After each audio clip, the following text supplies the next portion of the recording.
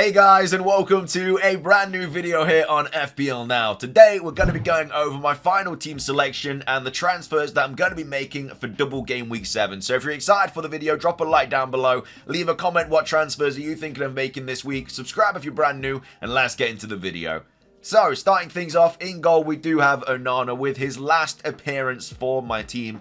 I'm pretty sure I'm going to be wildcarding in Game Week 8, and Onana will be one of the players that is going to be leaving my team. He did get a big 7-pointer last week, which was very, very nice. So hopefully he can get something similar this week against Palace at home. And if he does, then, you know, even though he got those back-to-back 0 points not long ago, he will still go up as a hero of my team. But yeah, Palace at home for Onana. I don't know how I feel about this fixture, really. Because Palace haven't looked too good going forward lately, and I believe they have lost like a couple of players to injury as well. So hopefully Onana will keep some sort of clean sheet. I mean, if he can get a couple of save points as well, then that'd be even better. But yeah, Onana at home to Palace. My other option is Turner at home to Brentford, but I do have Mbeumo in my team this week, so there's not really much point of playing them because then it's literally just not allowing me to maximize the potential points. So Onana in goal at home to Palace. Hopefully he can get me something on his last game for my squad. So far, he might come back in the future, but it's very, very unlikely. But Onana at home to Palace is my goalkeeper. At the back, we have Saliba, who's got Bournemouth away. Kabore, who's of course a double game week player this week with Everton away and Burnley at home. And then Trippier, who also has Burnley at home. I know there's quite a few injuries in defence this week. Obviously, Chilwell went off with a hamstring injury. If you still have Chilwell, just get rid of him now. Bring in a Newcastle defender. And obviously, there's like Botman and Burn as well that are also potentially injured. Now, of course, I'm recording this before any kind of press conference news.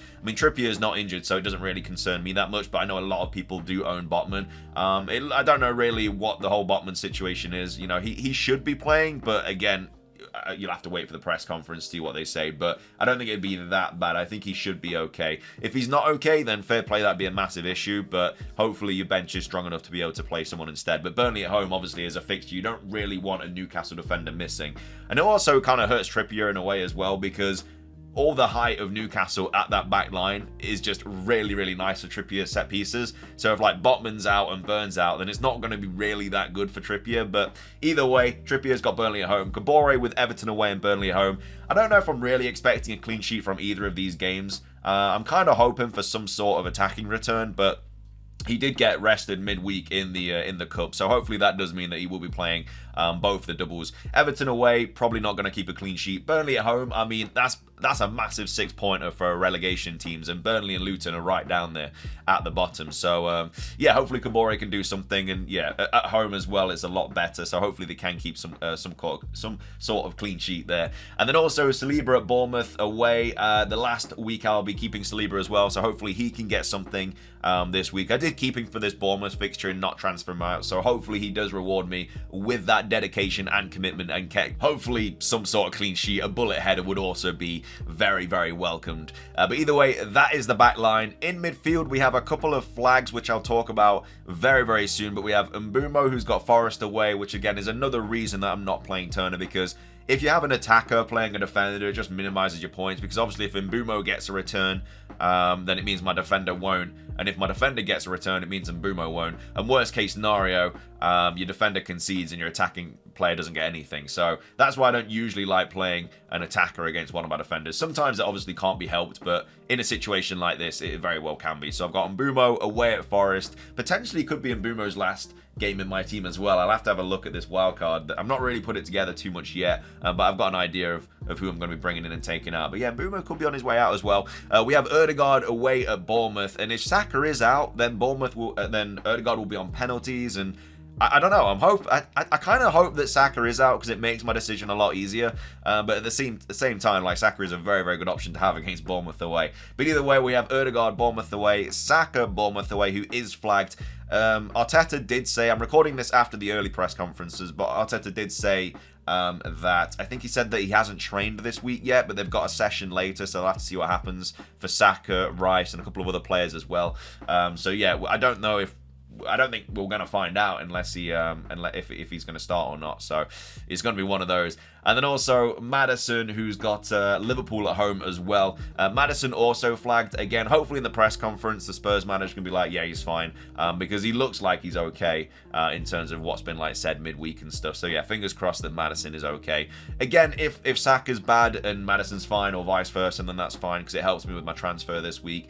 Either way, we've got Saka, Maddison, and then also Bruno Fernandes, who's got Palace away. Could also be Fernandez's last game in my team as well. Until United really get going, I don't really think it's a team that I'm going to be going near too much like lately. As well as that, I mean, they've obviously got really good fixtures coming up, like Palace, Brentford, Sheffield United, Fulham, Luton, Everton. Like they do have really good fixtures. I'm not going to sit here and say they don't.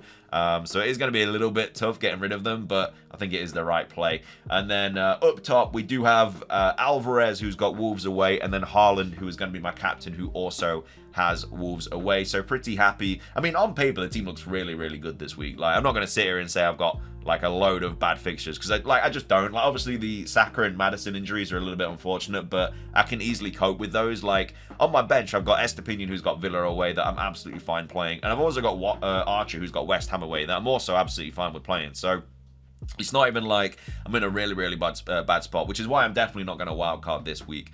But that's how the team is shaping up right now. Let's move on to the transfers and stuff that I'm going to be making this week. So my kind of, I guess, transfer plan for the longest of time was, when we get to double game week 7, get rid of Archer and bring in Morris, who did actually just get a price rise last night, and I can only just fit him in my team. I've got nothing in the bank, so if I were to make this transfer, I could only just fit him in.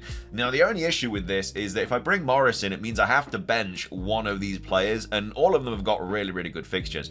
And this is what I mean. Like, if Saka does miss out, then it just helps me because it's just less of a headache. Like, I can just bench Saka and just play Morris, and then it's just fine. Same with Maddison as well. Like, if Maddison's injured, then I can just play Morris instead, and I just don't have to worry about it. And then obviously, because I'm going to wildcard in game week 8, I'm just going to get rid of Morris. Like, I don't think it's worth bringing in Morris if you're not wildcarding soon, because it just becomes a bit of a problem in your team. It's a lot. Like, 5.6 is quite a bit for a striker that you're just not going to be playing.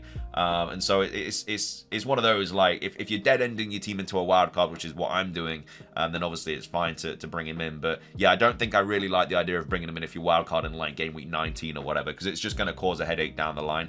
I don't think I'm going to captain him this week. I don't think I'm brave enough to do that, because I think that Haaland will still smash it against Wolves. Like, it's Wolves away. Like, Haaland's just been rested midweek. I think they're going to go ham against him. But Morris, like I say, I will probably play instead of either Maddison or Saka. If both Maddison and Saka are out, then obviously Morris will play anyway, and then Estepinian will just come off the bench, or Archer will just come off the bench, depending on which one I play closest to the first sub. So that's kind of like the situation there. Obviously, if I did wildcard this week, then, you know, I wouldn't bring in Morris and stuff, and I would just like completely change my team around. But I don't really think it's worth it this week at all. I mean, obviously some other people, it definitely is worth it, but I think game week 8 is the sweet spot, because then I can bring in my Villa players. I can bring Salah in as well, which I think I'm going to be bringing in. I've seen quite a few drafts that people have made for game week 8, and they do look pretty nice. So yeah, I'm probably going to be, well, I mean, if I bring Morrison, I have to wildcard in game week 8, because it's, like I say, it's just going to waste transfers and money and stuff. Plus, I need to get rid of players like Baldock and Onana and Ødegaard and players like that, you know, they've been in my team since game week 1, but it's about time to get rid of them. There's a lot of like, I think on a wildcard, I would generally get rid of like probably 80% of this team, and so that's why next week I'm pretty sure I'm going to be doing it. But apart from that, I don't really think there's too much else to say. Like, Morris, I think, is an okay transfer. Like, a little bit of a punt. Like, he's on penalties, he's a 90 minutes man, it's a double game week, they're both decent fixtures. You know, at the end of the day, he comes out with 4 points, which again isn't great, but it's more than, you know, it might be more than Maddison gets if he's, like, benched. I mean, Maddison could easily score 1 goal and completely outscore Morris this week. That very well could happen. Same with Saka. I think what I'll probably do, though, going into the game week, I think I'm going to bench... I'll probably bench Maddison, just because if Saka doesn't play, Then obviously Maddison will just come off the bench. But I don't really want to bench Saka thinking he's going to be injured and then him play and then me just like be stuck in that situation. So yeah, what will probably happen is I'll probably bench Maddison and then just say that Archer is Morris and just have it like that. So this will be Morris and then this will be how my team kind of shapes up there. So I quite like it. It looks decent on paper. And like I say, I'll probably have Maddison first sub. And then if Saka is injured, then obviously Maddison will come off the bench. If Maddison's also injured, Estepinian will come off the bench. So it's one of those. So that's I think that is what I'm going to lock myself into. Obviously, if there's some news in the press conference where other things happen, then obviously I'll have to make a different transfer. Like Morris is very much a luxury transfer at this point.